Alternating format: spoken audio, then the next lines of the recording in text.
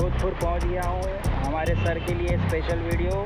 ये देखो अभी यहाँ से कैसे आऊँ, यहीं पानी भरा है सीने में, ये जैनों की तरफ आने का रास्ता है। यहाँ पे देखो गाड़ियाँ बंद पड़ी हैं, ये देखो स्टंट, देखो स्टंट, गाड़ी बंद पड़ी है बेचारे की, क्या क्या कर रहा है वो। और अभी जाएंगे भाई, फिर चालू रहेगी कि नहीं गाड़ी। ये देखो ये गए